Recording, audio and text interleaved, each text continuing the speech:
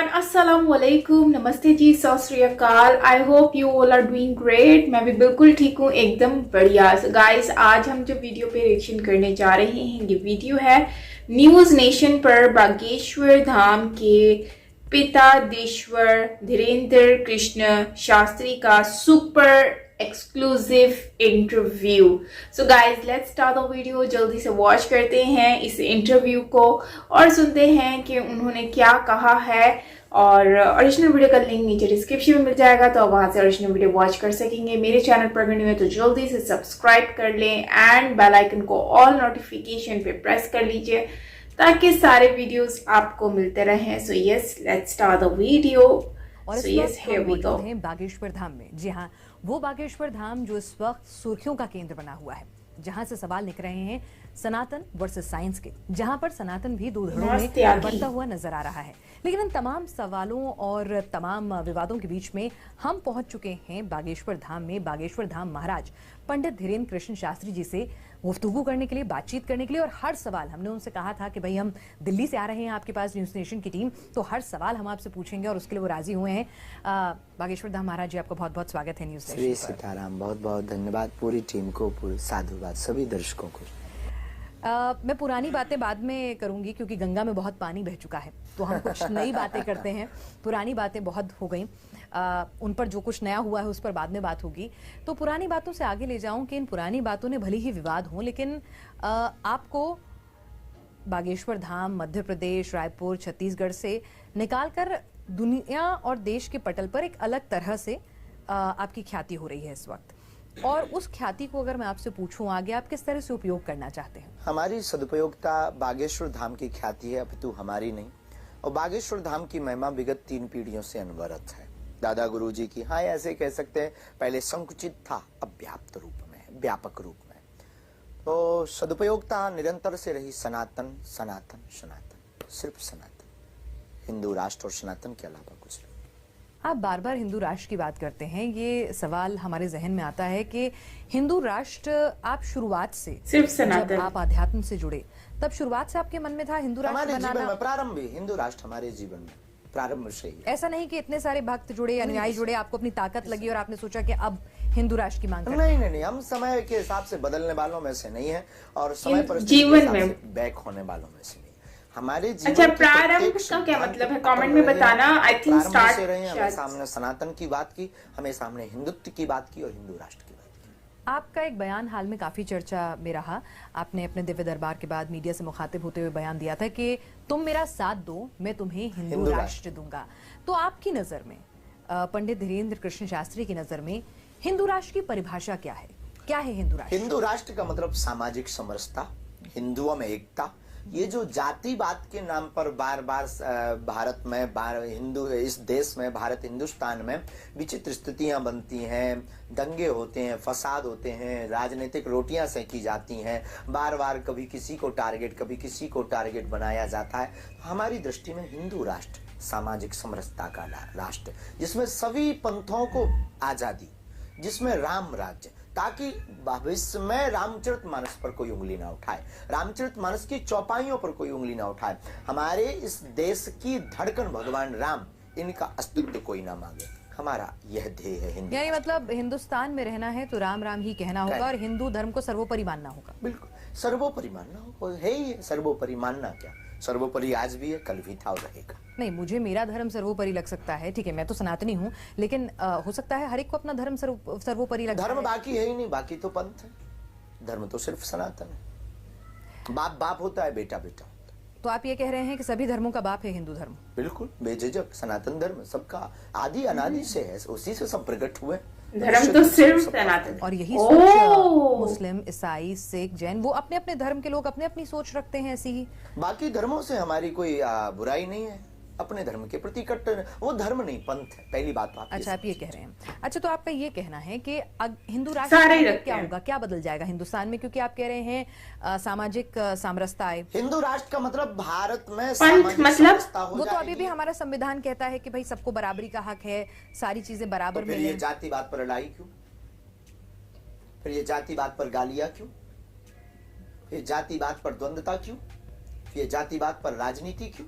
जातियों का वर्णन तो हमारे समाज में क्या हिंदू धर्म में लेकिन कहीं से भी जातियां हैं, जातिवाद जातियों का वर्णन है, सरनेम है, पर उस पर रोटियां नहीं सेकी जाती, उस पर गालियां नहीं दी जाती, उस पर रामचरितमानस के ऊपर टिप्पणी नहीं की जाती, उस पर मनुस्मृति के ऊपर टिप्पणी नहीं की जाती, उस पर संतों के ऊपर टिप्पणी नहीं की जाती। तो उसके लिए तो कानून है, वो काफी नहीं है क्या? हिंदू राष्ट्र होने से अगर किसी को, देखिए मैं ये कह रही हूँ कि भाई अगर मुझे किसी का सम्मान करना है तो वो करना है, चाहे उसके लिए कानून हो ना हो। कानून होगा तो मैं डर के करूंगी, और अगर मेरे मन से सम्मान आ रहा है तो मैं करूंगी ही। पहली बात तो आप ये समझ लीजिए, भारत हिंदू राष्ट्र है, सिर्फ घोषणा की आवश्यकता है। दूसरी बात, अन्य सभी पंथ भी इसके साथ हैं। हिंदू का अर्थ, पहली बात आप समझ लीजिए, हिंदू का मतलब हिंसा को दमन करने वाला समुदाय, एक बहुत बड़ा कैनवास, एक ऐसा परिवार जो हिंसा के पक्ष में नहीं है, अहिंसा का पुजारी है। तो क्या भारत का प्रत्येक नागरिक, एक मिनट, भारत का प्रत्येक नागरिक अहिंसा चाहता है या हिंसा चाहता है? ये निर्णय भारत का नागरिक करे, और अगर वो अहिंसा चाहता है तो भारत हिंदू राष्ट्र कागजी तौर पर घोषित हो। जिस दिन हिंदू राष्ट्र अगर आप कह रहे हैं कि मांग लेके जाएंगे, तो मेरे जीवन में क्या बदल जाएगा? हमारी कोई मांग नहीं, हम सरकार से कोई मांग नहीं रखते, सरकार से अपेक्षा नहीं, हम सिर्फ सनातनीय व्यक्तियों को जगा रहे हैं। नहीं, मैं सनातनी के तौर पर अगर हम ये सवाल पूछना चाहें कि भाई एक सनातनी, जो तमाम लोग आपको सुन रहे हैं अभी, जिनमें सनातनी भी हैं, दूसरे धर्म के लोग भी होंगे, आपको चाहने वाले भी होंगे, आपको सनातनियों को मैं जगा रहे हैं, बराबर ना? तो वो सुन रहे हैं, तो उनके लिए क्लैरिटी के लिए बताइए कि कल से अगर हिंदू राष्ट्र घोषित हो जाता है तो कल से क्या बदल जाएगा उसके जीवन में? हिंदू राष्ट्र अगर होता है कल से, तो सबसे पहले तो ये जो वैमनस्यता बार बार हिंदू मुसलमानों के नाम पर की जाती है, ये बदल जाएगा। ये वैमनस्यता दूर हो जाएगी, जातियों के नाम की वैमनस्यता बदल जाएगी, जातिवाद फैलना बंद हो जाएगा। हिंदू राष्ट्र हो जाएगा तो सबके जीवन में मैं हिंदू हूं, सिर्फ मैं हिंदू हूं। और ये जो बार बार धर्म की लड़ाई, बार बार ईश्वर की लड़ाई, बार बार प्रमाण, बार बार संतों को प्रमाण, ये जो टारगेट किए जाते हैं, ये सभी टारगेट शून्य हो जाएंगे, क्योंकि हिंदू राष्ट्र बनते ही राम राज्य की स्थापना हो जाएगी, राम का देश हो जाएगा, फिर किसी बात की लड़ाई नहीं। और बाकी धर्मों का क्या होगा? यहीं रहें अगर उन्हें अच्छा लगता है। और उन्हें भी क्या ये मानना होगा कि भाई हिंदू धर्म सर्वोपरि है? मान रहे हैं, ना मानने से कोई फर्क नहीं पड़ता है। आपके ना मानने से कोई फर्क नहीं पड़ता है।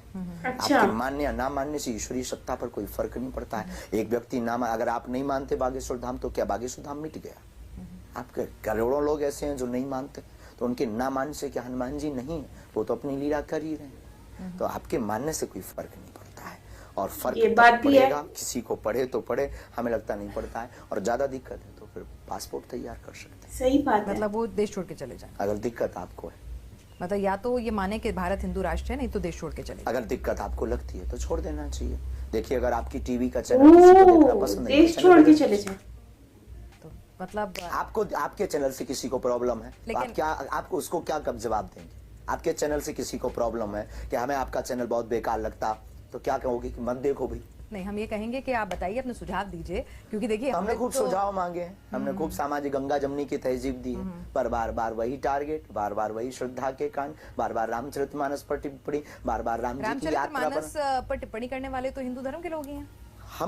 हम किसी धर्म पर जा ही नहीं रहे, हम सिर्फ सनातन विरोधी की बात कर रहे। हमारी लड़ाई मुसलमानों से या ईसाइयों से नहीं है, हमारा सबके प्रति संवेदना है, उन पंथों के प्रति हृदय से भावना है हमारी, और उनका उनके प्रति जो भाव है उसकी हमारी शुभकामना और साधुवाद है साधु पीठ से। हमारी लड़ाई सनातन विरोधी से, ठीक है। और प्रत्येक सनातन विरोधी को अगर सनातन और हिंदू राष्ट्र से दिक्कत है, हम कोई पॉलिटिशियन नहीं, ना हम कोई राजनेता है, उस सनातन विरोधी से है, रहना है तो कायदे में रहना है, और दिक्कत है तो पासपोर्ट तैयार करे, हो जा सकता है, हमें कोई दिक्कत नहीं। ठीक है, ये बताइए कि 2024 में चुनाव होने जा रहे हैं, और ऐसे में क्या आप मोदी जी के सामने, क्योंकि हमने देखा सीधा जवाब दे दिया, नहीं तो क्या आप हिंदू राष्ट्र की मांग करने के लिए आप नहीं, हमने कोई मांग हम करेंगे नहीं, हमारी सरकार से कोई अपेक्षा ही नहीं, हमारी भगवान से प्रार्थना है, हमारी खुद अपनी इष्ट के प्रति प्रार्थना।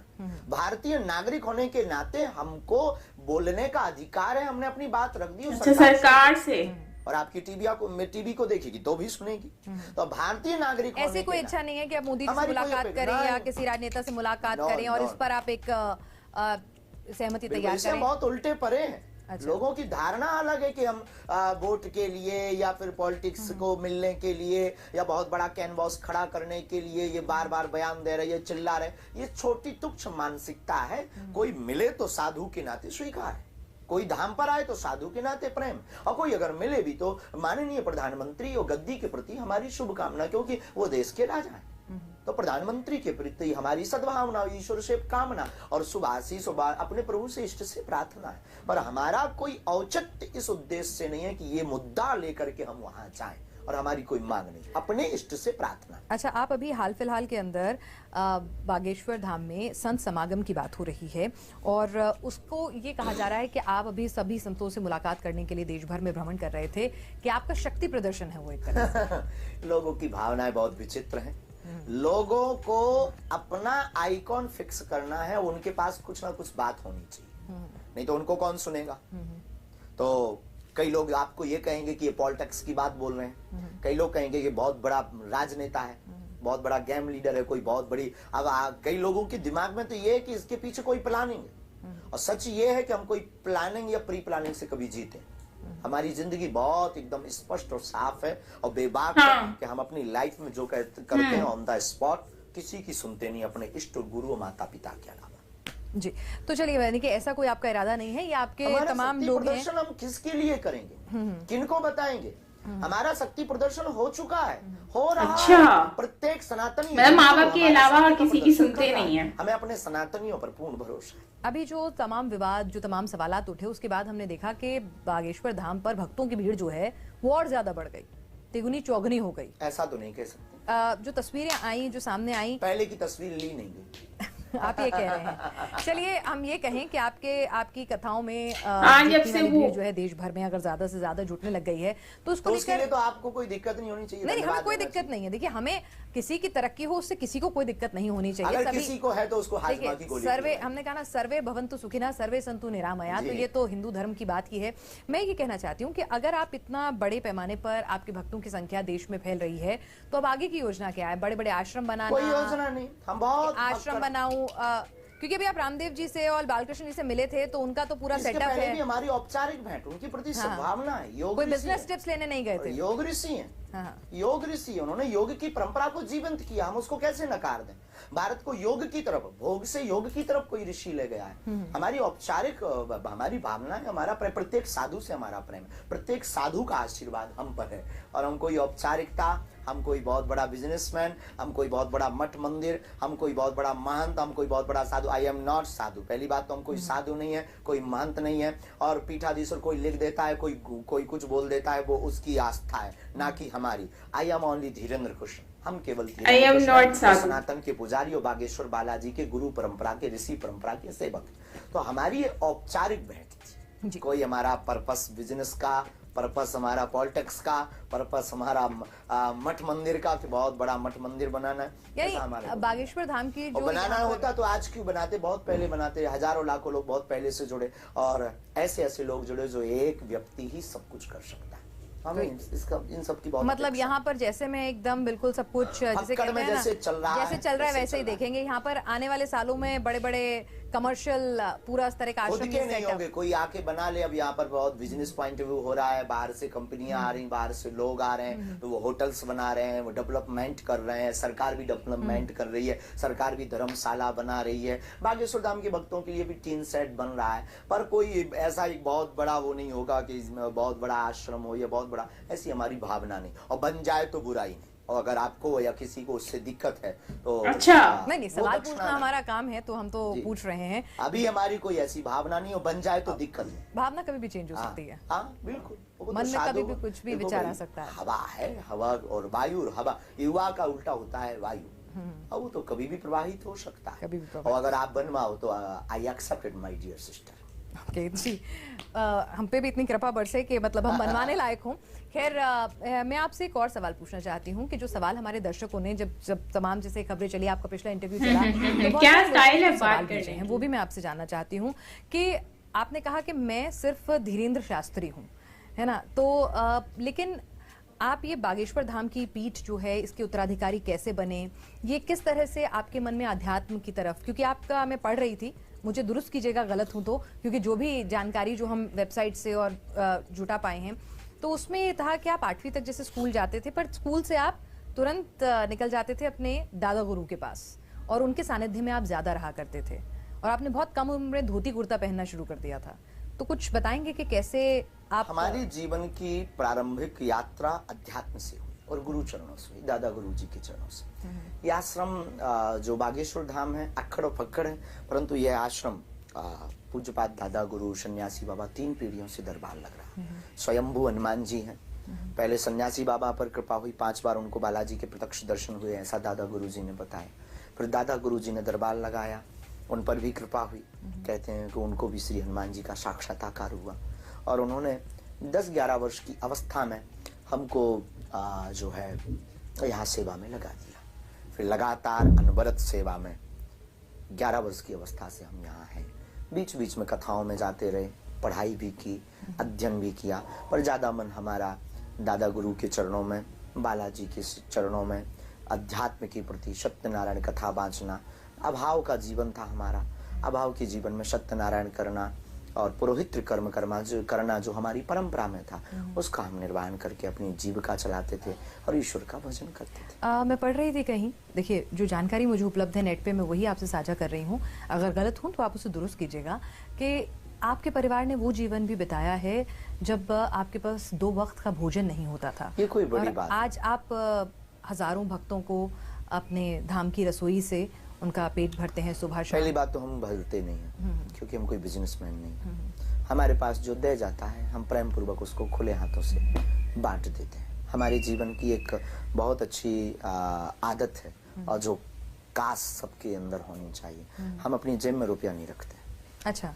और ये मत कह देना कि बैंक में रखा होगा, तो हम अपनी जेब में रुपया नहीं रखते और जो आता है उसको खर्च करने की आदत हमारी बहुत अच्छी और बहुत तरीके से खर्च करते हैं। हम कोई भी चीज बहुत महोत्सव चाहे वो कन्या विवाह हो या भंडारा हो, बहुत जरूरत है। जब कभी बहुत चढ़ोतरी आ जाती है, मांगते नहीं है, पर कोई दे जाए तो मना नहीं, क्योंकि ब्राह्मण वर्ण व्यवस्था में भी है, तो गुरु के नाते कोई गुरु दक्षिणा दे जाता है तो हम सारे स्वीकार करके जेब में रख लेते हैं। पर हमें लगता है आज क्या खिलाया जाए, आज रसगुल्ला खिलाया जाए। अच्छा।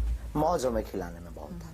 मौज हमें बेटियों के विवाह में पिछले साल थोड़ा सा संकुचित हुआ, क्योंकि वो कम था। इस बार आपके जैसे कुछ लोग आए, उन्होंने कहा गुरुजी आप आज्ञा करो, इस बार फ्रिज की व्यवस्था कर रहे हैं बेटियों को, double bed, sofa, dressing, cooler, पंखा, सोना चांदी का गहना, एक चेक।